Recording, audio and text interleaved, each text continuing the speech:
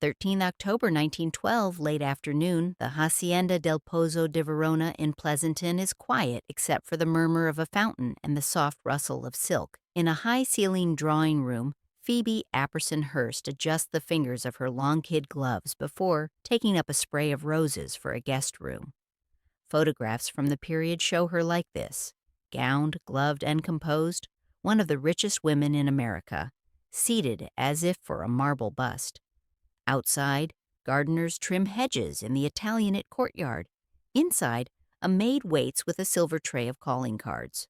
The estate, with its private train stop, dairy, and an indoor pool said to be the first in California, functions like a private kingdom of taste and charity.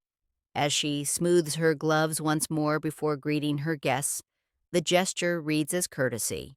It is also controlled, an heiress of the Gilded Age teaching her only son and his future dynasty how power is meant to look. The cost of that elegance will not appear in any society column tonight. On 3rd December 1842, in Franklin County, Missouri, a schoolteacher's daughter named Phoebe Apperson is born into a world far from marble staircases. Her childhood home sits on land still marked by frontier simplicity: wooden floors, practical furniture, the smell of wood smoke, and lamp oil. Her father teaches at a local school. Her mother manages a household where every object serves a purpose rather than announces a fortune.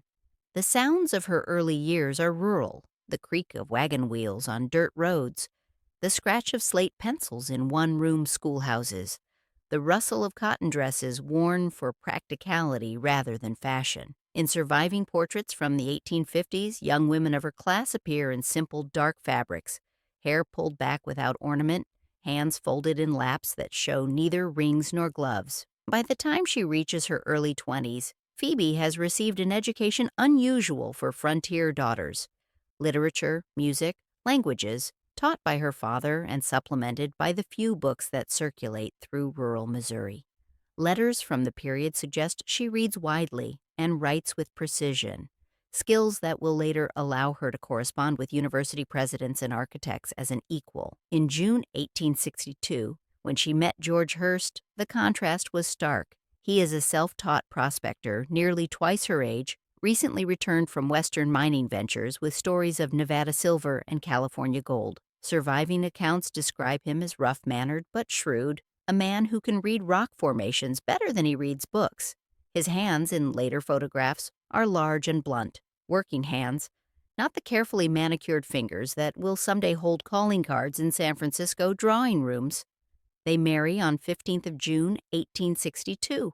And within months Phoebe finds herself traveling west, leaving behind the schoolteacher's house for mining camps where tents outnumber permanent buildings and the air tastes of dust and possibility. In letters home, preserved in historical society archives, she describes the journey with careful optimism, noting the rough accommodations and very different society without complaint.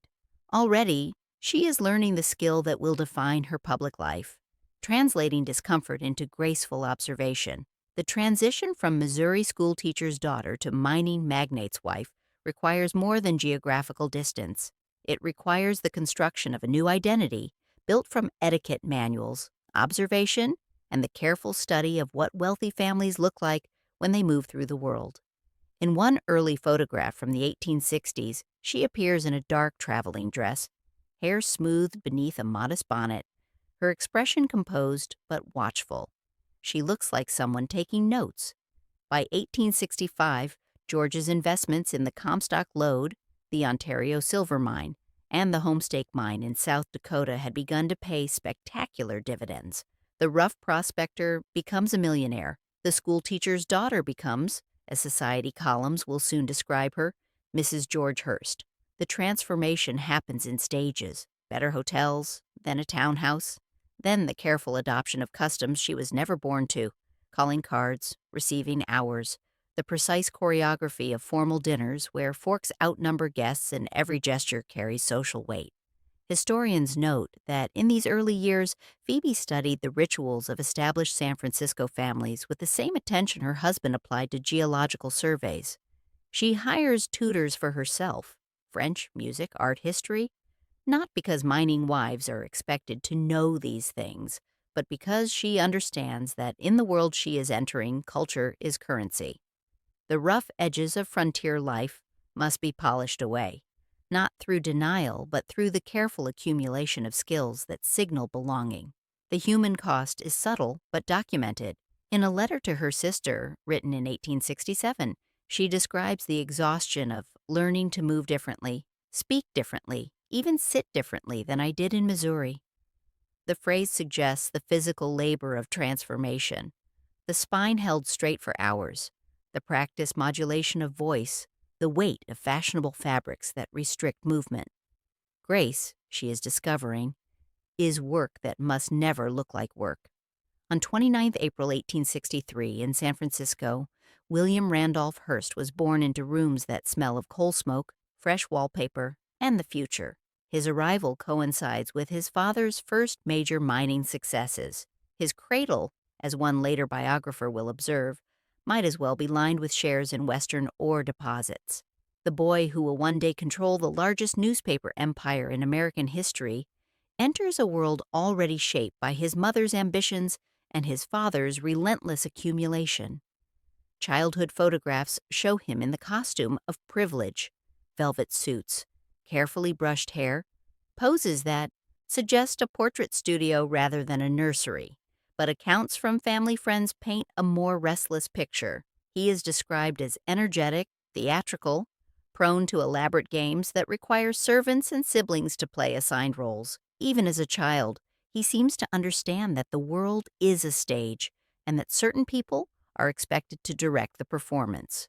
By the mid-1870s, the Hearst household divided its time between San Francisco's California Street townhouse and extended visits to mining communities where George oversaw operations. In Lead, South Dakota, where the Homestake mine will generate a fortune for decades, Phoebe establishes libraries and sponsors music programs, translating mining profits into cultural capital. William, still a boy, watches his mother move between worlds, the rough mining camp and the refined parlor she creates within it, with equal authority. His education begins with private tutors, then continues at elite preparatory institutions.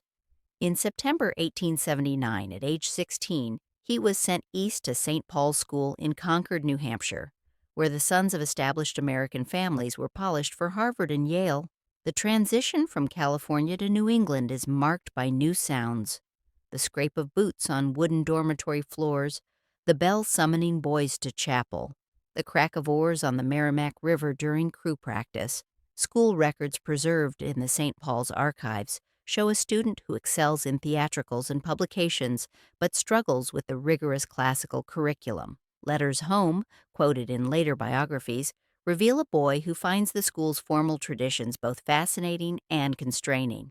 "We are meant to become gentlemen," he writes to his mother, "but I think I would rather become interesting."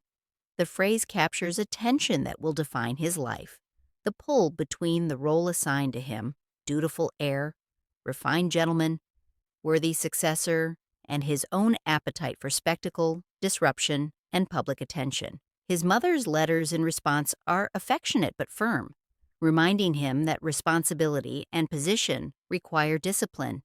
She signs them with formal elegance, her handwriting evidence of the schooling she gave herself. In September 1882, William arrived at Harvard College, where the soundscape shifted again. The murmur of students in Harvard Yard, the clink of glasses at club dinners, the applause in theaters where hasty pudding theatricals entertained Boston society. Membership lists show him joining Delta Kappa Epsilon and the exclusive AD Club, where the sons of industrialists, bankers, and old New England families gather to cement lifelong networks of influence. But the educational records tell a parallel story. Course catalogs promise instruction in Latin, political economy, rhetoric, and moral philosophy. His actual transcript reveals repeated absences and minimal engagement with academic work. What he studies instead is performance: how to host elaborate parties, how to turn a prank into a legend, how to command attention in rooms full of young men who take their own importance for granted. The chamber pot incident, documented in disciplinary files and later memoirs, becomes the defining story of his Harvard years. In spring 1885, angered by poor grades and perceived slights, he arranged for chamber pots to be delivered to several professors, each engraved with the recipient's name and an unflattering inscription. The gesture is both juvenile and calculated, a theatrical rebellion that ensures he will be remembered even as it guarantees his expulsion. University records confirm his departure in 1887, dismissed for conduct deemed unworthy of a Harvard gentleman. Yet photographs from his final year show him in immaculate evening dress, white gloves folded over one hand, his expression composed for the camera. The contrast is striking. In official images, he performs the role of refined young man. In the archival record of his actual behavior, he reveals his understanding that spectacle matters more than decorum. Years later, in interviews preserved in newspaper morgue files, he described his Harvard education as mostly useless for practical life, but invaluable for learning how privileged men actually operate. The comment suggests that while he failed the formal curriculum, he succeeded at a different kind of study, observing how power dresses itself in respectability while pursuing its own interests. His mother, receiving reports of his expulsion by telegram in California, responds with a letter that mixes disappointment and pragmatism. "You have embarrassed your family," she writes, "but you have also shown that you understand attention. Now you must learn to direct it towards something besides mischief." The archive preserves her words, written in her careful hand, as both rebuke and recognition. Her son has learned performance. Now he must learn purpose. By the early 1890s, as Eastern heiresses cross the Atlantic to marry British aristocrats and European grand tours become obligatory for American fortunes, Phoebe Apperson Hearst builds her own version of continental grandeur in the California hills. The Hacienda del Pozo de Verona, her estate in Pleasanton, rises from the landscape like a deliberate argument, proof that refinement need not be imported from Europe but can be constructed, stone by stone, on American soil. Architectural drawings and photographs preserved in California historical archives document the estate's evolution. Spanish Revival towers, red-tiled roofs, white stucco walls, and gardens planted with roses, orange trees, and imported palms create a landscape that references Mediterranean villas while remaining distinctly Californian. The estate includes a private train stop, a dairy, orchards, and what contemporaries describe as California's first indoor swimming pool, a tiled marvel where water reflects arched ceilings. Visitors' accounts, collected from letters and society columns, describe arriving by train, being met by carriages, and rolling up a tree-lined drive to a courtyard where fountains murmur and peacocks roam. The scent, they note, is overwhelming. Orange blossoms, roses, jasmine, all blooming simultaneously in California's forgiving climate. Servants in crisp uniforms appear at precisely timed intervals. Guest rooms feature fresh flowers, monogram linens, and views of hills that stretch toward the Pacific. Inside, the rooms function as both domestic space and museum. European tapestries hang beside portraits. Carved furniture from Italy and Spain sits on Persian rugs. Display cases hold artifacts from Phoebe's growing collection of cultural objects, Native American baskets, Egyptian antiquities, Spanish colonial silver. Each object is labeled, cataloged, and placed as if in a teaching collection. The house is her curriculum made visible. On evenings when she hosts dinners for scholars, university administrators, and political figures, the sensory choreography is elaborate. Candles flicker in silver candelabra. Crystal refracts light across damask tablecloths. The clink of flatware marks the progress of 7-course meals. Menus preserved in family papers show French cuisine adapted for California ingredients. Local abalone served with imported sauces. California wines poured from decanters, fresh fruit arranged on Sèvres porcelain. Staff who worked at the estate, interviewed decades later for oral history projects, remember Phoebe's attention to detail. Before descending to greet guests, she would pause at a mirror in the upstairs hall, adjusting her gloves, checking the drape of her gown, ensuring every element of her presentation was correct. The gesture took less than a minute, but servants recognized it as ritual. the moment when the woman became the hostess, when private self transformed into public performance. Her son watched these preparations.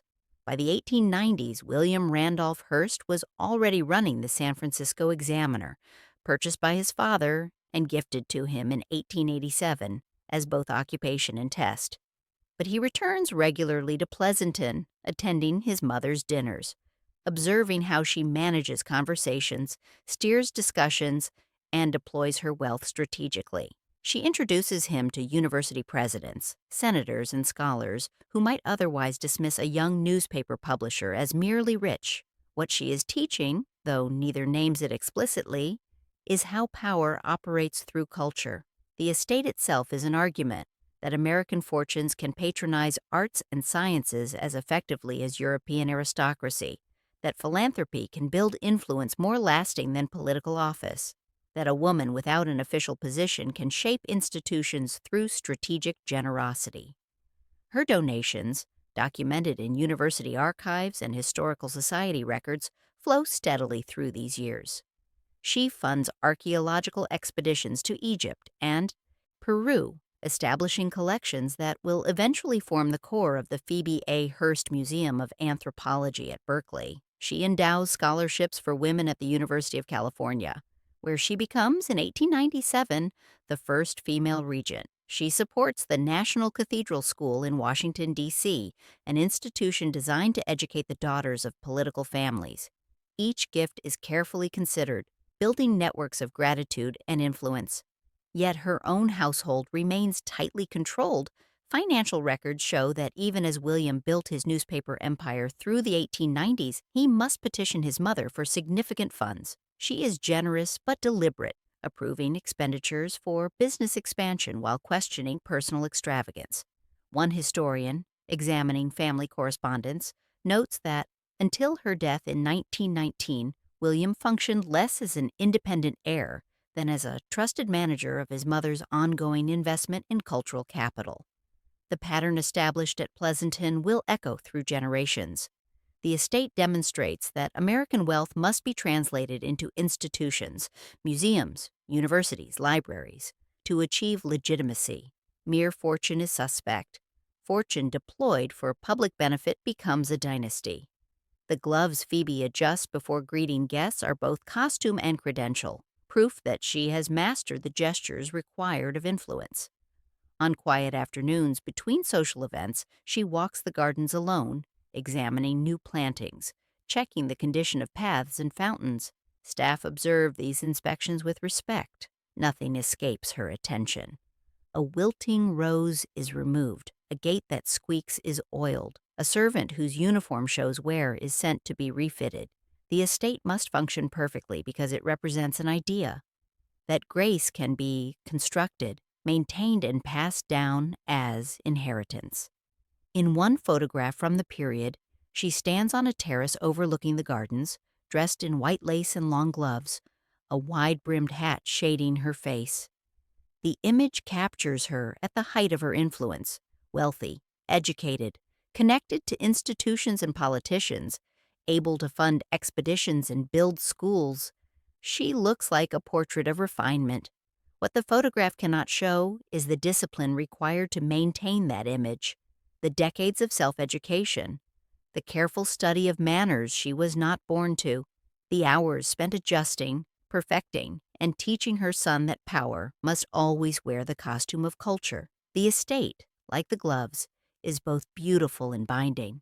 By autumn 1885, the sound that defined William Randolph Hearst's higher education was not the scratch of chalk on slate, but the roar of crowds at Harvard athletic contests and the clink of glasses at club dinners. Membership rosters preserved in university archives confirm his participation in Delta Kappa Epsilon, the AD Club, and Hasty Pudding Theatricals, organizations where future senators, judges, and corporate presidents forge lifelong alliances over cigars and brandy. The official curriculum, outlined in Harvard's course catalogs, promises rigorous training in classical languages, moral philosophy, political economy, and rhetoric. Students are expected to attend daily chapel, complete extensive reading in Greek and Latin texts, master mathematical proofs, and demonstrate facility with European languages. The goal, as President Charles Eliot describes it in university publications, is to produce gentleman scholars capable of leadership in civic and intellectual life. William's actual transcript, however, reveals a different education. Attendance records show frequent absences. Grade reports indicate minimal engagement with required coursework. Disciplinary notes accumulate like unpaid debts. What he studies instead is the social architecture of privilege, how young men from establishment families interact, how they signal belonging, how they transform family wealth into personal authority. His theatrical work provides more tangible lessons. In hasty pudding productions, documented in program archives and contemporary newspaper reviews, he learns stagecraft, timing, and the power of spectacle. These student shows, performed for Boston society audiences, combine elaborate costumes, musical numbers, and satirical sketches that gently mock the very social conventions their performers are learning to navigate. The contradiction is instructive. Privilege grants permission to mock privilege, provided the mockery remains affectionate. The chamber pot incident, referenced in multiple memoirs and disciplinary records, represents the culmination of his theatrical education. In spring 1885, frustrated by poor grades he considered unjust, he arranged for silver-plated chamber pots to be delivered to several professors. Each is engraved with the recipient's name and a sardonic inscription. The gesture is simultaneously puerile and calculated, a performance designed to be remembered, to turn disciplinary action into legend. University records confirm his expulsion in 1887. The official reason, preserved in administrative files, cites conduct unbecoming a Harvard gentleman and detrimental to the moral atmosphere of the college.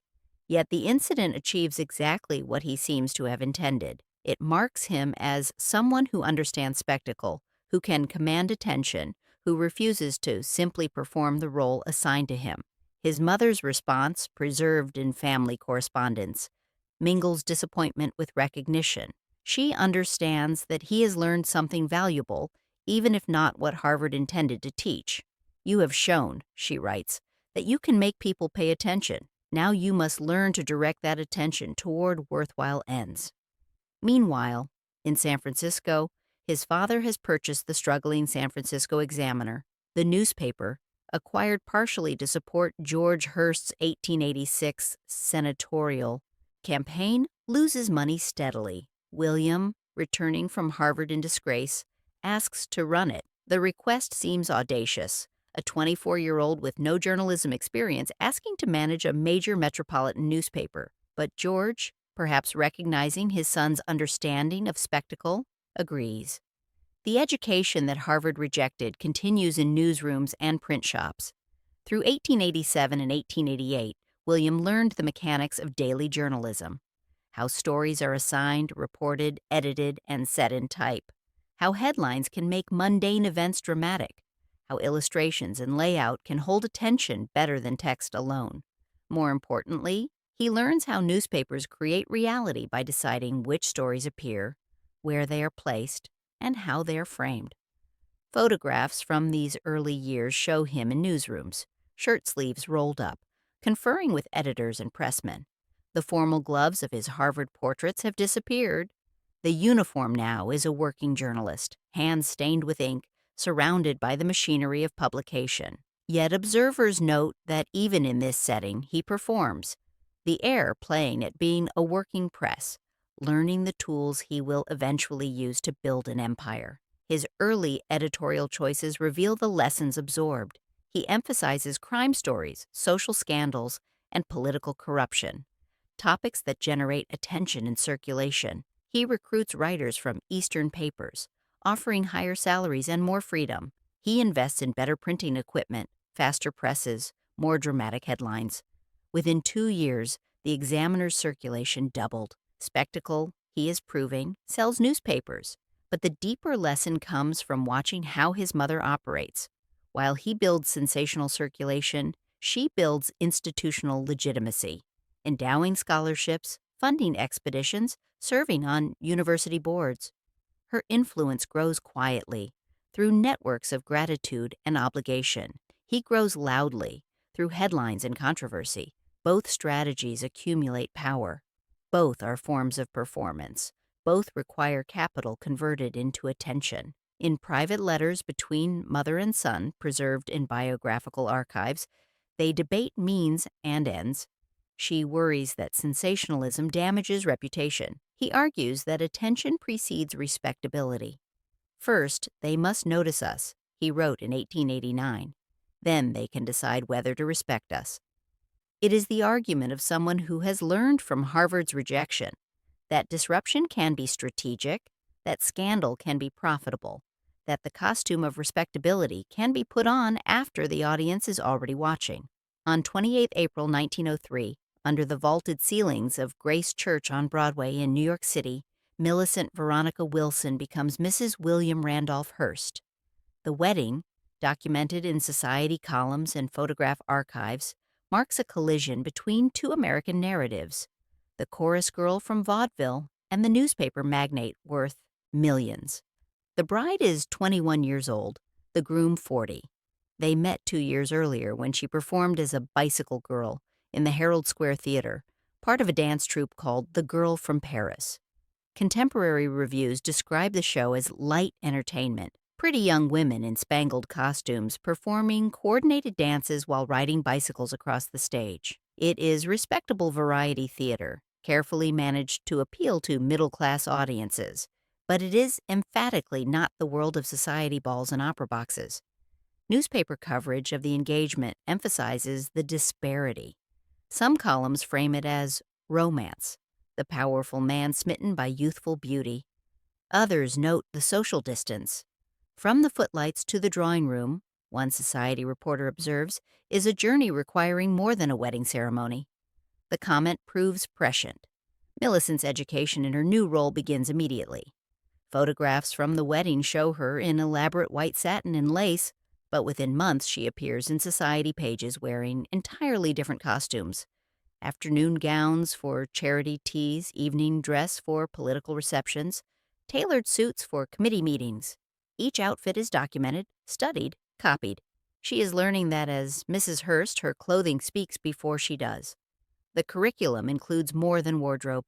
Letters and diaries quoted in later biographies reveal intensive coaching in social choreography, how to manage calling hours, how to arrange seating at formal dinners, and how to navigate the hierarchies of New York society where old families guard their status against new money. She must memorize names, family connections, and social grudges that date back generations. She must learn to move through rooms as if born to them, to make small talk that sounds effortless, to remember who curtsied to whom and why it matters. Staff who worked in the Hearst household, interviewed for oral histories decades later, recall watching her practice. She would rehearse introductions aloud, testing different phrasings. She studied guest lists like scripts, memorizing details about each attendee. Before receptions, she would stand at the entrance to the drawing room, rehearsing how she would greet each guest, adjusting her expression, perfecting the angle of her head when she nodded acknowledgement. The gloves become a tell. In early photographs, her evening gloves wrinkle slightly at the wrist or show awkward bunching at the elbow, small imperfections that signal unfamiliarity with formal dress. By 1905, in later portraits, the gloves fit perfectly, buttoned smoothly from wrist to elbow, each finger aligned precisely. The transformation is measured in inches of kid leather. Her public work provides both education and legitimacy. During World War I, she served as chair of the Mayor's Committee of Women on National Defense in New York, organizing fundraising drives and volunteer efforts. Municipal records document her effectiveness. Thousands of women mobilized, millions raised. The wartime work transforms Mrs. Hearst, the former showgirl, into Mrs. Hearst, the civic leader.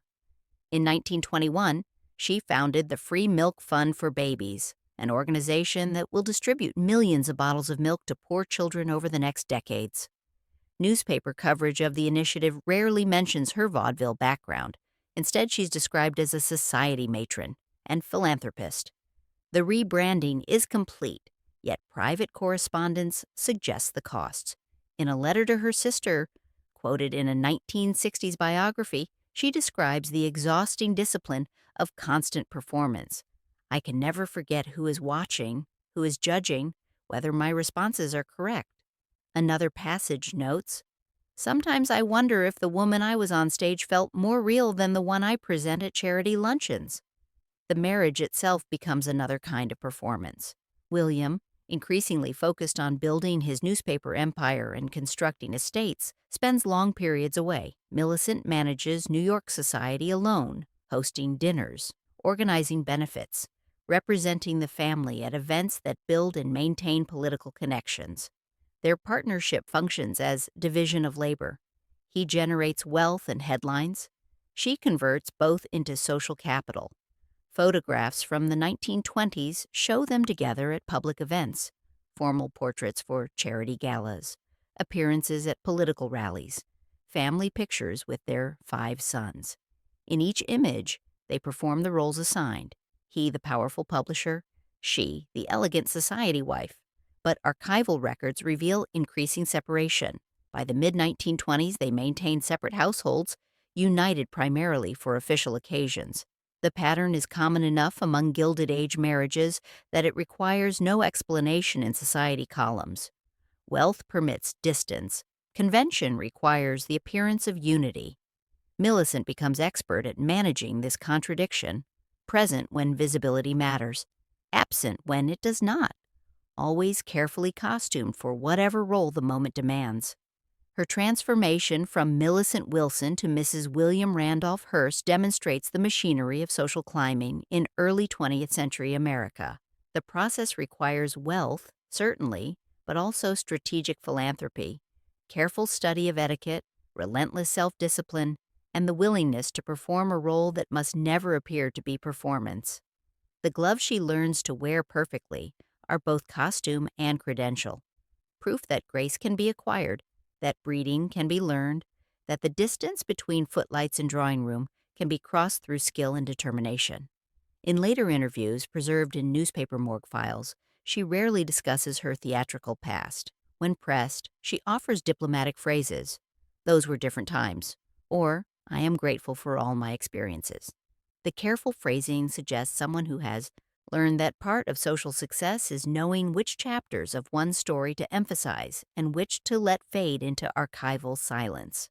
In the first decade of the 20th century, Phoebe Apperson Hearst's influence reaches beyond Pleasanton Estates and San Francisco society to reshape educational institutions across the American West.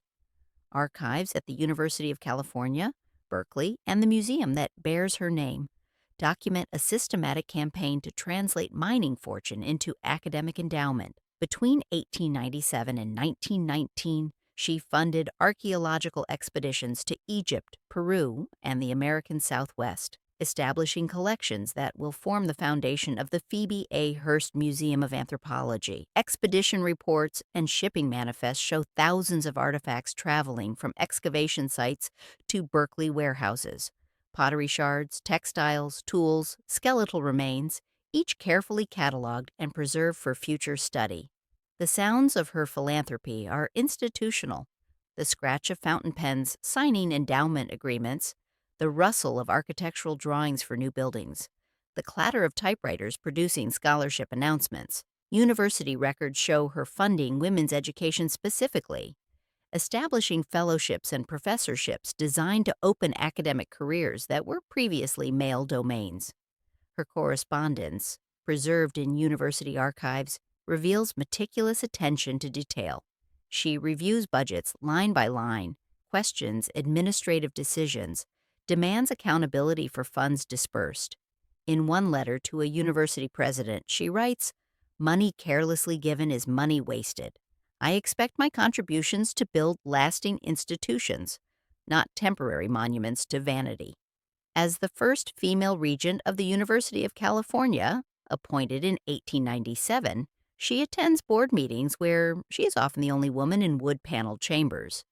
Meeting minutes record her interventions, questioning expenditures, advocating for women's facilities, pushing for higher academic standards. Colleagues describe her as formidable and uncompromising. The schoolteacher's daughter has become an institutional architect. Her influence extends to Washington, D.C., where she helps establish the National Cathedral School for Girls, an institution designed to educate the daughters of political families. The school's founding documents articulate her philosophy that education must combine intellectual rigor with social grace, that young women require both Latin and deportment, that refinement and scholarship need not be contradictory. Photographs from school dedication ceremonies show her in dark silk and pearls, gloves buttoning precisely at the wrist, surrounded by senators' wives and Episcopal bishops. She looks like the embodiment of propriety, yet her actual agenda, documented in private letters, is more radical than appearances suggest. She is using her wealth to create institutions that will educate women for leadership, not merely for marriage. The contradiction is instructive. Her public presentation, the careful dress, the formal manners, the deference to male authority disguises her actual exercise of power.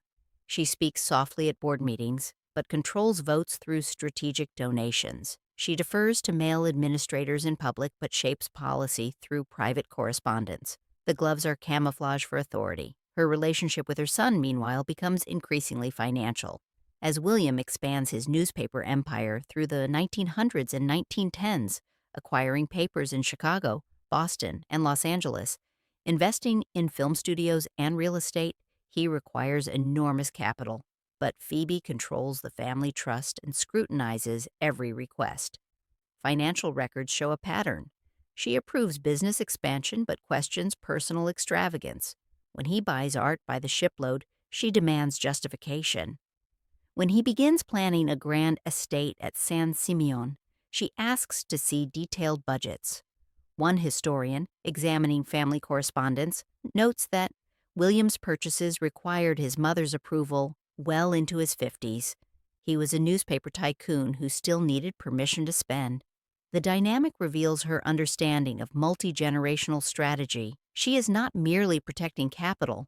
She is teaching that wealth must serve purpose beyond personal gratification. Every dollar spent on newspapers and film studios is investment. Every dollar spent on excess is waste. The distinction matters because it shapes what the dynasty becomes. Her final years, documented in medical records and private letters, are marked by declining health but continued institutional involvement. Even bedridden, she reviews scholarship applications, approves museum acquisitions, and corresponds with university administrators. Work for her is not merely an obligation but identity. To stop would be to admit that her life's project, translating fortune into lasting influence, might be incomplete.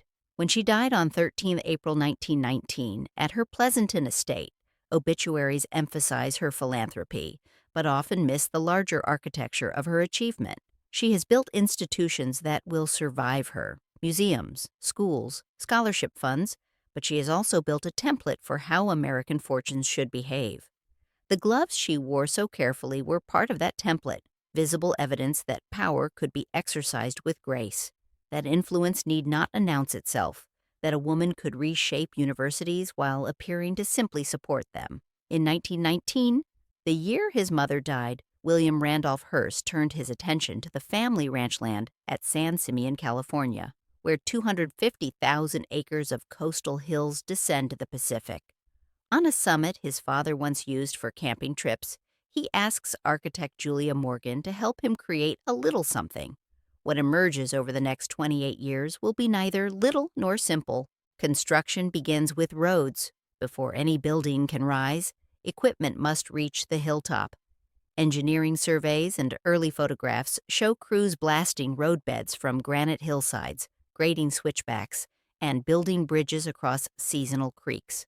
The sound is industrial. Dynamite echoes, steam shovels clanking, the grinding of trucks hauling materials up grades so steep that brakes fail and loads are lost. Julia Morgan, a Berkeley-trained engineer who studied at the École des Beaux-Arts in Paris, approaches the project with methodical precision. Her architectural drawings, preserved in California State Archives, show a main house, Casa Grande, flanked by 3 guest houses, all constructed in a Spanish Revival style that references California's mission heritage while incorporating elements from Mediterranean villas she has studied in Europe. The scale escalates quickly. What begins as plans for a modest hilltop retreat expands into a complex requiring its own infrastructure: water pumped from mountain springs, electricity generated on site, telephone lines strung across miles of private land. Warehouse inventories show materials arriving from around the world: carved ceilings from Italian monasteries, marble columns from Greek ruins, tapestries from French chateaux, tiles from Spain and Mexico. Hearst's method is accumulation rather than composition. He buys entire rooms from European estates, shipping them to California to be reassembled inside his hilltop vision. The result is architectural collage: Gothic ceilings above Roman statuary, Spanish tiles beside French furniture, medieval tapestries hanging in rooms lit by electric chandeliers. Critics will later describe it as chaotic, excessive, incoherent. Visitors describe it as overwhelming. The Neptune Pool, begun in 1924 and rebuilt twice before achieving its final form, becomes the complex's signature feature. At 104 feet long, faced with Vermont marble, and surrounded by colonnades housing marble sculptures and a Roman temple facade, it transforms a hilltop swimming pool into a theatrical monument. Early morning photographs show mist rising from heated water, marble columns glowing in dawn light, the Pacific stretching beyond terraces to the horizon. The effect is deliberately fantastical: California reimagined as classical antiquity. Construction continues through the 1920s, 1930s, and 1940s, employing hundreds of workers: stonemasons, carpenters, electricians, gardeners, plumbers. Payroll records preserved in state archives document the scale. At peak employment, the castle supports a workforce larger than many California towns. The hilltop becomes a permanent construction site, always expanding, never quite finished. Staff who worked on the estate, interviewed decades later, recall Hearst walking the grounds daily, examining new installations, ordering changes, and redirecting work already completed. Julia Morgan's letters describe the challenge of managing a client who constantly revises plans, who sees the castle not as building, but as a perpetual project. She learns to bring multiple versions of every design, knowing he will choose elements from several. The sensory experience is kaleidoscopic. The scent of ocean salt mixes with fresh-cut wood and wet cement. Crane engines rattle above the sound of hammers and saws. At night, when construction stops, the castle glitters against dark hills. Electric lights, pool illumination, the glow of windows in towers modeled on Spanish churches. From the coast road below, it looks like a fantasy made solid. Yet the castle also reveals its creator's contradictions. A man who champions working-class causes in his newspapers builds a monument to aristocratic privilege. An advocate of American values imports European artifacts wholesale. A publisher who understands mass media creates a private kingdom accessible only by invitation. The castle, like its builder, performs one identity while embodying another. Photographs from the late 1920s show Hearst and Morgan walking the terraces together, he in three-piece suits, she in practical work clothes and wide-brimmed hats. The partnership is unusual for its era, a male tycoon deferring to a female architect's expertise, at least in matters of engineering and design. But the relationship also illustrates power's flexibility. He controls the vision and the budget. She controls the means of realization. The castle is a negotiation made visible. By 1930, as the Great Depression tightens its grip on the American economy, construction at San Simeon continues. While banks fail and unemployment soars, Hearst pours money into marble pools and carved ceilings. The contrast will not escape critics' notice. The castle becomes, for some observers, a symbol of Gilded Age excess persisting into an era that can no longer afford such gestures. But for Hearst, the castle represents something his mother taught him, that wealth must be translated into monuments that outlast their builders. The gloves she wore were part of that lesson, physical evidence that grace and power could be inherited. The castle is his version of the same idea, built in stone instead of gesture, designed to teach future hearts how magnificence looks. By the mid-1920s, San Simeon functions as more than private estate. It operates as a theater, film studio, and political salon disguised as weekend retreat. Guest books and photograph archives document the steady stream of visitors who ride the winding 5-mile approach to what Hearst calls the ranch, and everyone else calls the castle. The invitation list reads like a catalog of American celebrity and power: Charlie Chaplin, Greta Garbo, Harpo Marx, Calvin Coolidge, Charles Lindbergh, Winston Churchill, George Bernard Shaw. Guests arrive by train at San Luis Obispo, then by limousine up the Coast Highway, and finally up the mountain road, where each switchback reveals more of the hilltop complex glittering above. Marion Davies, film actress and Hearst's companion since 1917, presides as unofficial hostess.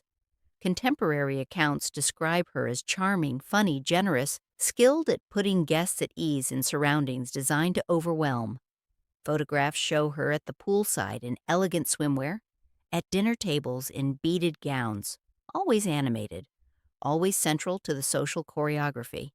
The contradiction is carefully managed. Hearst remains legally married to Millicent, who continues her New York philanthropic work under the name Mrs. William Randolph Hearst.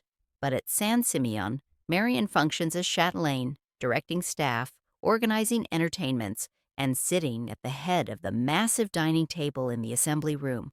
The daily schedule, documented in guest memoirs and staff recollections, follows precise ritual. Breakfast is informal, served in guest houses or on terraces. Lunch is often picnic style at one of the estate's many scenic locations. Guests spend afternoons swimming, riding, playing tennis, or touring the grounds. Tea is served at 5. Dinner, the day's central event, requires formal dress, evening gowns and gloves for women, black tie for men.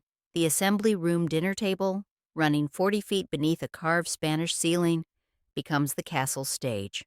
Place cards dictate seating in a hierarchy known only to Hearst, who sits at the center with Marion opposite.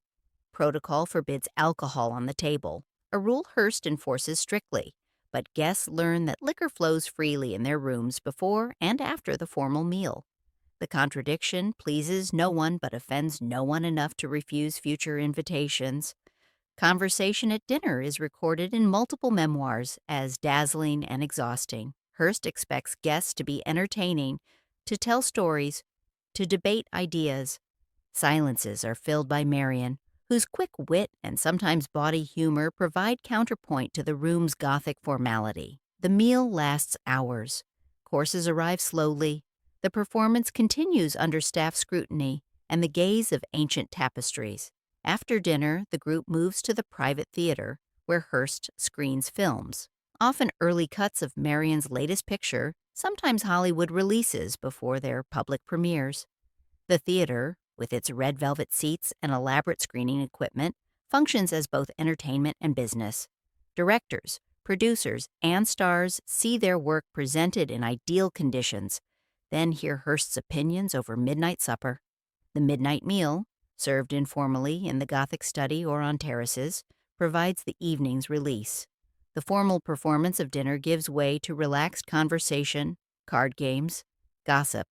Staff remember carrying trays of sandwiches and hot chocolate to various rooms where guests have dispersed into smaller groups. The castle sounds at midnight are laughter, piano music from the music room, the splash of late swimmers in the illuminated pool. Staff accounts, collected in oral histories, describe the complex choreography required to maintain this illusion of effortless hospitality. Each guest room must be serviced multiple times daily. Meals require coordination between multiple kitchens. The estate's zoo, yes, there is a zoo, with zebras, monkeys, bears, and more, must be maintained. Gardens require constant care. The Neptune pool's marble must be scrubbed. The infrastructure supporting the weekend fantasy employs dozens of workers who remain invisible to guests. Marion's role in this machinery is peculiar. She's not a wife, not a servant, not merely a guest. Contemporary observers struggle to define her position. Society columns rarely mention her in connection with Hearst, maintaining the fiction of his marriage to Millicent. Film magazines celebrate her performances but avoid discussing her living arrangements. At San Simeon itself, she exercises authority, directing staff, approving menus, organizing entertainments without an official title. The gloves she wears to dinner are part of this ambiguous performance. Long kid gloves, buttoning to the elbow, in colors that match her gowns: white, ivory, pale blue, champagne. They signal formal status, while her actual position remains undefined. She looks like a society hostess. She functions as one, but she can never be acknowledged as one, not while Millicent lives in New York under the name Mrs. William Randolph Hearst. Photographs from the late 1920s capture the castle's double life. Official portraits show elegant guests arrayed around pools and terraces, all formal poses and studied grace. Candid snapshots reveal something looser: Marian mugging for the camera, guests in costume for theme parties, swimming races, and treasure hunts and elaborate practical jokes. Both versions are true. Both are performance. Both are carefully constructed fictions about how magnificence lives. For the next generation of Hearst, William's 5 sons, appearing periodically in family photographs, this is their education. They learn that wealth creates permission for contradiction. Father legally married in New York, openly companioned in California. They learn that social rules can be bent if you're rich enough, famous enough, powerful enough. They learn that performance matters more than consistency, that spectacle can excuse irregularity, that the right kind of gloves can make almost any arrangement look respectable. By the late 1920s, the Hearst marriage existed as legal fiction maintained for public consumption. Millicent Veronica Hearst, still legally Mrs. William Randolph Hearst, builds her life in New York while her husband constructs his California fantasy with Marion Davies. The arrangement is never explicitly acknowledged, but widely understood, a solution common enough among wealthy families to require no explanation in society columns. Millicent's New York apartment on Riverside Drive becomes her operational base. From there, she directs an expanding network of philanthropic initiatives. The Free Milk Fund for Babies, founded in 1921, distributes millions of bottles annually to poor families. Municipal records document her effectiveness. Distribution centers established across the city, volunteers trained and managed, budgets carefully administered. What began as charity became an institution. Her daily schedule, reconstructed from engagement calendars and society column mentions, shows relentless activity. Committee meetings in the morning, charity luncheons in the afternoon, fundraising dinners in the evening. She serves on boards, chairs committees, organizes galas. Her calling cards, preserved in historical society collections, read simply Mrs. William Randolph Hearst, a name that opens doors and loosens checkbooks even as the man who gave it to her lives 3,000 miles away. The costume remains important. Photographs from charity events show her in the uniform of upper-class philanthropy: dark silk suits for day, beaded gowns for evening, pearls and gloves as constant accessories.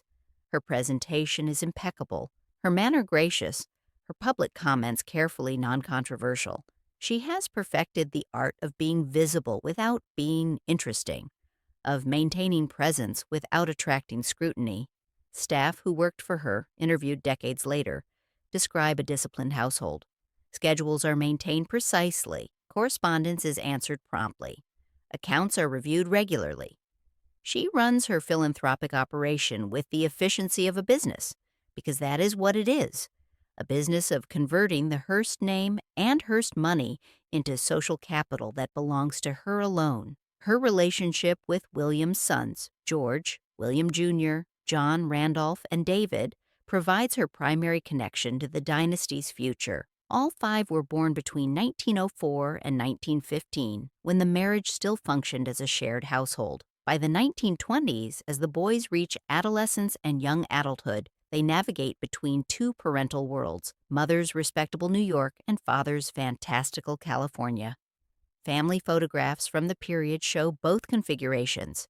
In New York images, Millicent appears with her sons in formal poses. Graduation pictures, holiday portraits, carefully staged family groups. At San Simeon, different photographs show the boys with their father and Marion, swimming at the Neptune pool, riding horses through the estate's hills, and participating in weekend entertainments. Both sets of images are labeled family. Both are factually accurate. Neither acknowledges the other. The boys learn to code switch between worlds. With Millicent, they perform dutiful songs, attending charity events, dressing formally, speaking carefully. At San Simeon, they relax into different performances. Casual sportsmen, Hollywood sophisticates, heirs learning their father's business. The contradiction is their inheritance, wealth sufficient to maintain separate realities, neither of which must acknowledge the other. Meanwhile, at San Simeon, Marion's position hardens into permanence. By 1925, she had been Hearst's companion for 8 years. Her film career continues, supported by Hearst's production company and promoted relentlessly in his newspapers. Critics complain about the obvious publicity machinery. Audiences remain lukewarm. Marion herself, according to friends quoted in biographies, understands that her career is more courtesy than calling. Her true expertise is social. Guest lists from the late 1920s, reconstructed from memoirs and photograph archives, show her skill at mixing disparate worlds. Hollywood stars, political figures, European visitors, business associates. She manages the complex chemistry of weekend parties where senators drink with comedians and newspaper editors debate with film directors. The castle's elaborate stage requires a director. Marion is that director, orchestrating performances while performing herself. The gloves she wears to these performances are noticed and commented upon. Fashion columns describe her style as sophisticated and continental. Costume designers note the precision of her formal wear. She understands, as Millicent understands in different contexts, that presentation is power, that the right accessories can transform an ambiguous position into apparent authority. The two women never meet, as far as surviving records show. They exist in separate spheres, connected only by a shared link to a man who divides his time and fortune between them. Yet they perform parallel work. Both translate Hearst wealth into social influence. Both maintain elaborate households. Both wear long gloves to formal events. Both understand that their positions depend on performance, on executing their roles so perfectly that the underlying contradictions become invisible. The arrangement costs both women, though in different currencies. Millicent maintains respectability but accepts permanent separation. Marion achieves companionship but never legitimacy. Both trade portions of conventional satisfaction for portions of power. Both teach the next generation of Hearsts that dynasty requires sacrifice disguised as choice, that family is fiction maintained through careful choreography, that the machinery of privilege runs on compartmentalization.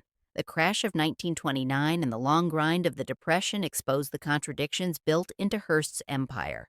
By 1935, he controlled 28 newspapers, 13 magazines, 8 radio stations, 4 film companies, and vast real estate holdings from coast to coast. He is arguably the most powerful media figure in America. He is also, according to financial audits, tens of millions of dollars in debt. Corporate records and correspondence preserved in business archives document the crisis. Throughout the 1920s, Hearst borrowed aggressively to fund expansion, acquiring newspapers, building radio stations, purchasing art, constructing San Simeon. The strategy worked when advertising revenue grew and stock values climbed. When both collapsed after 1929, the debt structure became unsustainable. Financial advisor John Francis Nayland's letters from 1937, quoted in corporate histories, describe an empire mortgaged to the limit, with creditors circling and no clear path to solvency. The man who once bought European estates and shipped them to California now faces the possibility of losing everything: newspapers, film companies, even San Simeon itself. The castle, it emerges, is mortgaged to Harry Chandler, publisher of the rival Los Angeles Times. The irony is noticed in industry publications. The most famous residence in California pledged as collateral to a competitor. Construction, which continued through the early Depression, stopped completely in 1937. Crews are dismissed. Warehouses full of European artifacts remain unopened. Julia Morgan's latest designs stay on paper. Inside Casa Grande, the sensory world shifts. The gleam of marble and gold remains, but inventories now mark pieces for sale. Between 1937 and 1940, auction houses handled thousands of items from the Hearst collections: painting, sculpture, furniture, tapestries, even George Washington's waistcoat. Advertisement catalogs, preserved in auction archives, show the scale: 116 sales over 3 years, offering everything from ancient Greek vases to medieval armor. The reorganization of 1937 strips Hearst of direct control. A new corporate structure, managed by trustees and professional executives, assumes ownership of all properties. Hearst himself becomes, in legal terms, an employee, chairman of the board, but no longer owner. He retains salary and residency at San Simeon, but purchasing authority shifts to committees that can override his wishes. The transformation is documented in board minutes and corporate memos. Executives debate which newspapers to close, which properties to sell, which expenses to cut. Hearst attends these meetings but can no longer dictate outcomes. The man who built an empire through instinct and audacity now watches accountants dismantle it according to balance sheets. The psychological cost is harder to document but visible in photographs. Images from the late 1930s show him aged beyond his years, thinner, quieter, less commanding. He still walks the castle terraces, still hosts occasional guests, but the performances lack their former vitality. Staff remember him increasingly withdrawn, spending hours in the Gothic study surrounded by books and newspapers, reviewing the empire he built and can no longer fully control. Marion remains throughout the crisis. When his finances collapse, hers provide a buffer. She sells jewelry, liquidates investments, loans him money. The gesture is noted in financial records and later biographies as both generous and strategic. Her position at San Simeon depends on his ability to maintain it. Shoring up his finances protects her own situation. The war years provide temporary reprieve. Defense spending and wartime advertising restore profitability to the newspapers. The empire stabilizes, though it never regains its pre-Depression scale. By 1945, Hearst Corporation was profitable again but permanently changed, leaner, more cautiously managed, controlled by boards rather than individual vision. Hearst himself, now in his 80s, spends increasing time at San Simeon but decreasing energy on its operation. The castle that was never finished will now remain forever incomplete, a monument to ambition curtailed by arithmetic, to vision limited by debt, to the inevitable collision between imagination and balance sheets. The dynasty he built survives, but in different forms. His 5 sons have all entered the business, managing newspapers and bureaus, learning the industry from executives rather than from their father's direct example. They will inherit shares in a trust, seats on boards, salaries tied to corporate performance. They will not inherit the patriarch's personal authority or his freedom to build castles on borrowed money. The gloves that once signaled refined power now rest in museum cases. The Neptune pool, its marble kept pristine by state employees rather than her servants, reflects clouds over the Pacific. The assembly room, its carved ceiling still magnificent, hosts tour groups rather than Hollywood celebrities. The machinery of privilege has been disassembled and replaced by institutional management, nonprofit foundation, state park, corporate trust structure. The lesson is inscribed in financial documents and auction catalogs: that even the largest fortune is finite, that spectacle cannot be sustained indefinitely, that the cost of elegance eventually appears in ledgers. The dynasty continues, but as a corporate entity rather than personal empire, a family story now told in annual reports rather than society columns. After World War II, with William Randolph Hearst's health declining, the legal architecture of the dynasty solidified into permanent form. His will, drafted in consultation with attorneys and financial advisors, establishes a 13-member board of trustees, 5 family members and 8 outsiders, to control the trust that owns Hearst Corporation.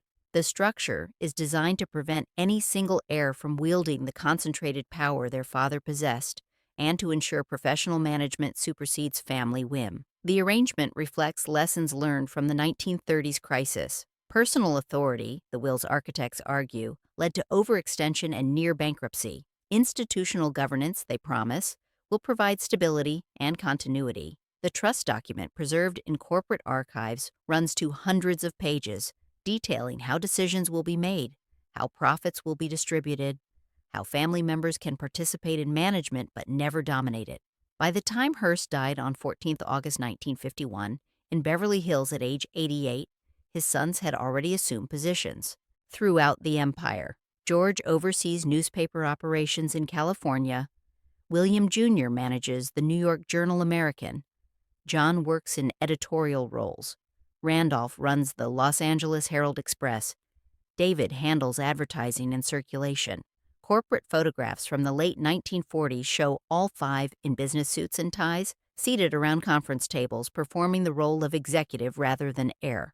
Town and Country magazine, in a 1950s profile of American media families, notes the resemblance to a particular narrative structure. All five sons working within the father's company, orbiting a patriarch whose shadow stretches across every decision, learning to manage an inheritance they can never fully control. The comparison to dynastic drama is apt.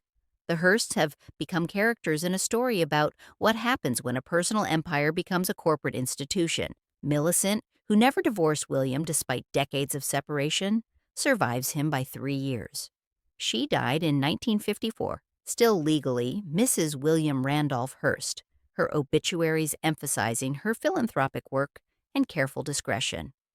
The Free Milk Fund continued operating for years after her death, a monument to her particular translation of Hearst wealth into urban charity. Marion Davies, excluded from the will and left with no legal claim on the estate, received support from a trust Hearst established for her during his lifetime. She lived quietly in California until her death in 1961, occasionally appearing at Hollywood events but largely withdrawn from public life. In later interviews, preserved in film archives, she speaks carefully about her years at San Simeon, emphasizing the happiness and beauty while avoiding the complicated questions of position, legitimacy, and cost.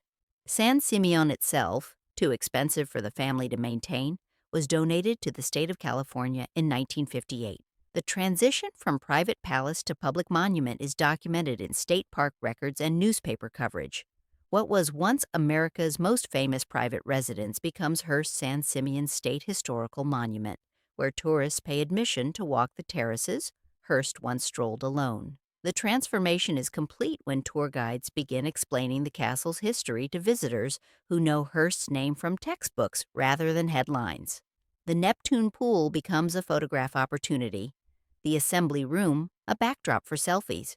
The estate that was designed to demonstrate wealth's power to construct fantasy now demonstrates the state's power to convert private excess into public revenue. The gloves worn by Phoebe, Millicent, and Marion rest in museum collections, some at Hearst Castle, others in university archives and historical societies. Displayed behind glass with descriptive labels, they become artifacts rather than accessories. Curators note the quality of the kid leather, the precision of the buttonwork, the colors chosen to coordinate with specific gowns. What the labels cannot quite capture is the labor those gloves represented, the hours of practice, the discipline of performance, the weight of expectation that each pair of gloves was meant to support.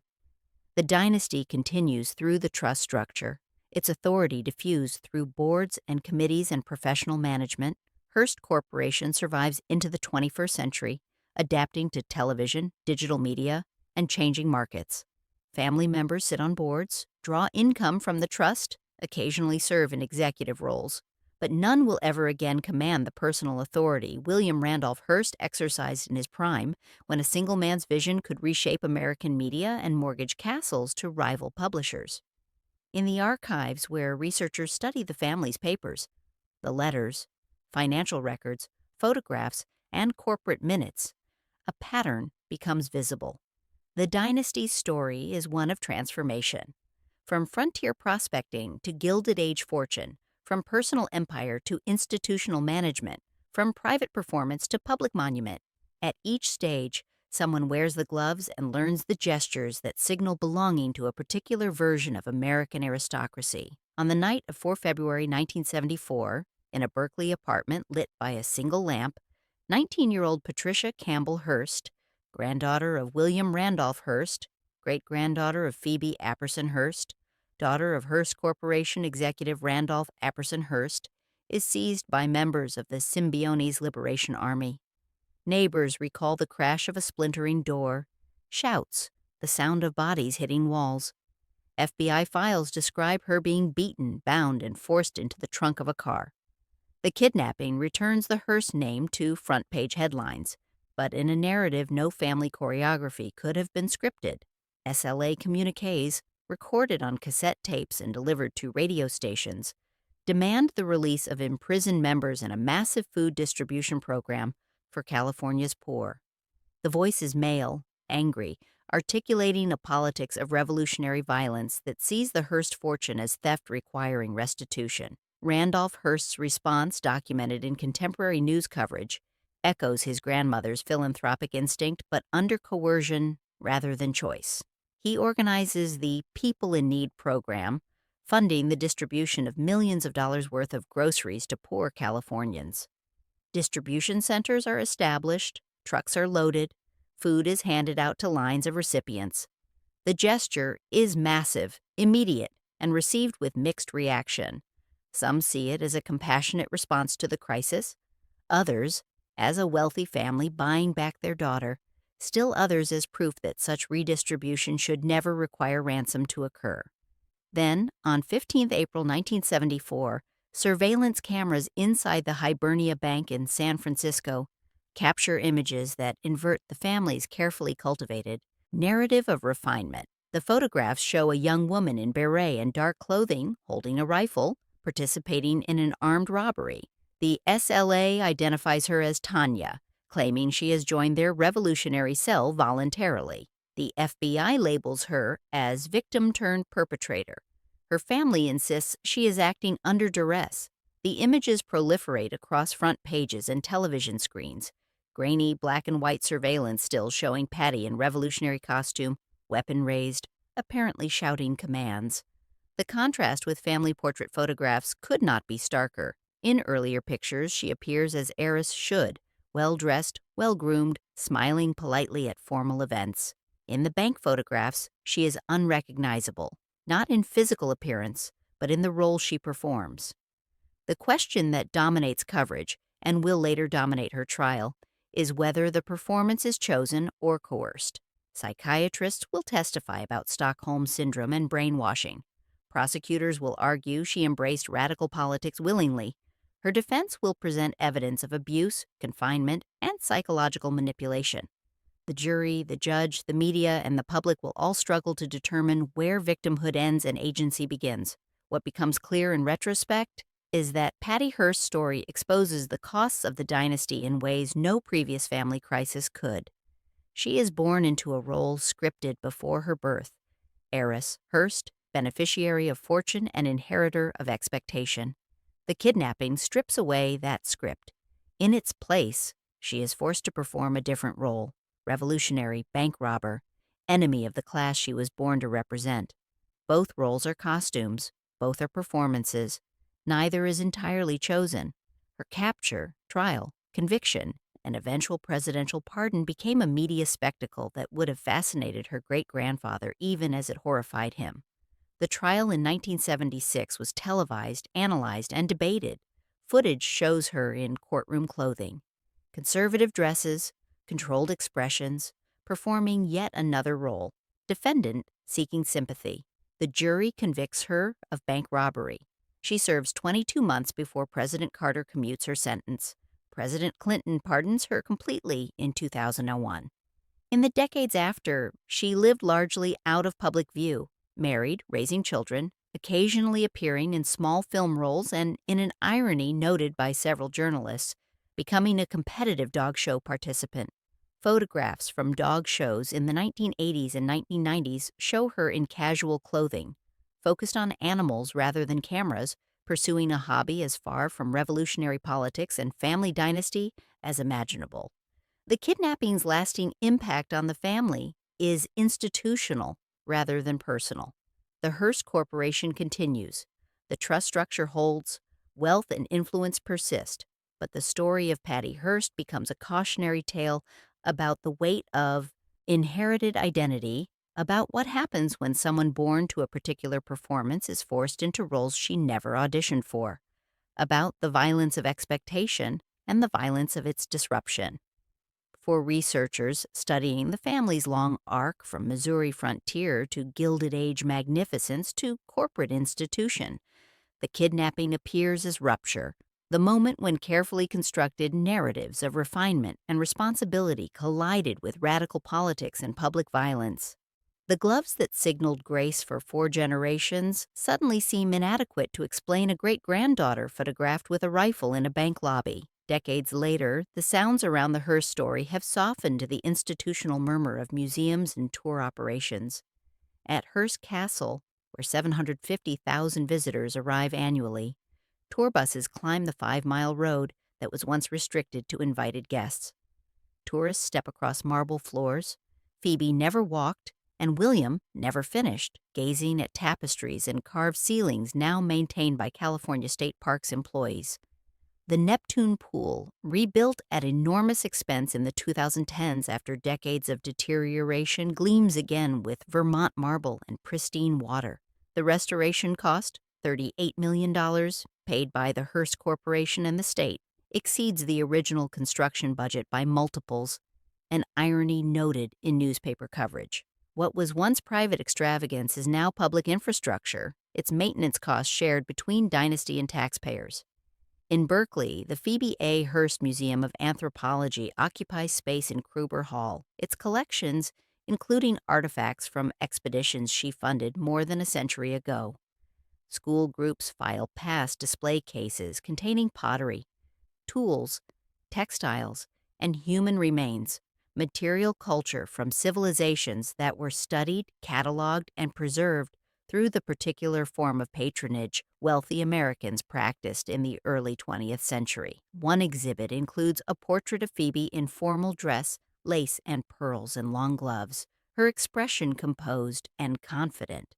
The caption describes her as philanthropist, educator, and pioneering supporter of women in higher education.